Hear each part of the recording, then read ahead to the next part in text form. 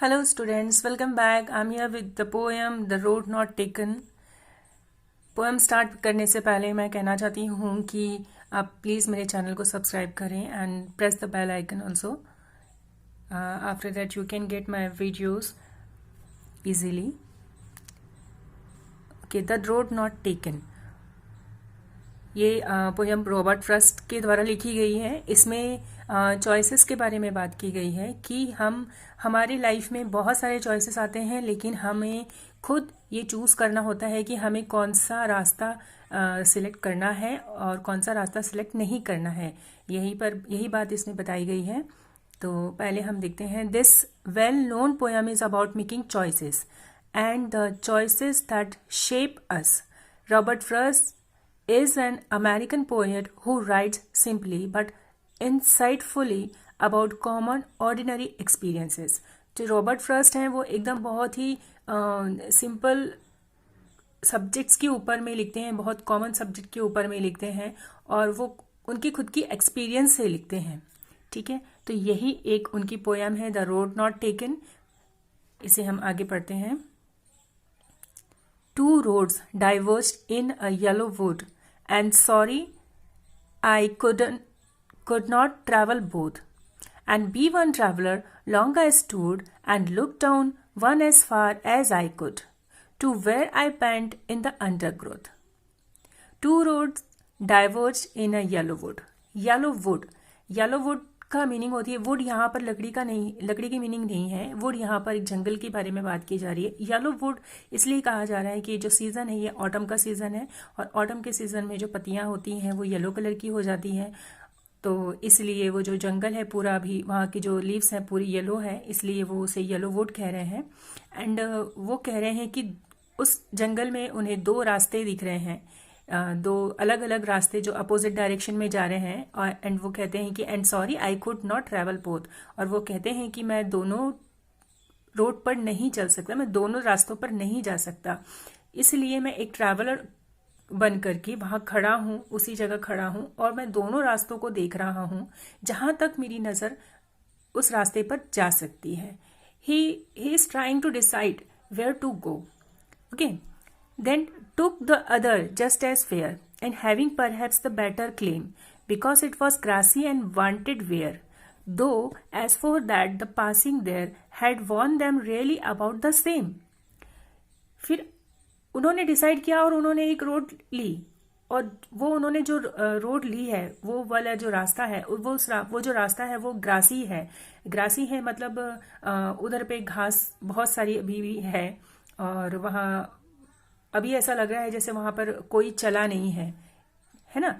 और जो दूसरा रास्ता है वहाँ पर अधिकतर लोग वहाँ पे जा चुके हैं, तो वहाँ पे ऑटोमेटिक ग्रास के ऊपर में निशान बन चुके हैं और वहाँ से एक रास्ता ऑलरेडी बन चुका है. लेकिन ये जो दूसरा रास्ता है वहाँ पर लोग गए ही नहीं हैं, ज़्यादा लोग वहाँ पे गए नहीं हैं, इसलिए वहाँ की घास जैसी की तैसी है. हम कभी कभी चलते हैं घास के ऊपर में, तो पगडंडी पर चलते हैं तो ऑटोमेटिक वहाँ पर वो एक रास्ता बन जाता है ना. इसी तरह से उन्होंने वो रास्ता चुना है जहां पर लोग गए नहीं हैं, ज़्यादा लोग वहां पर नहीं गए हैं.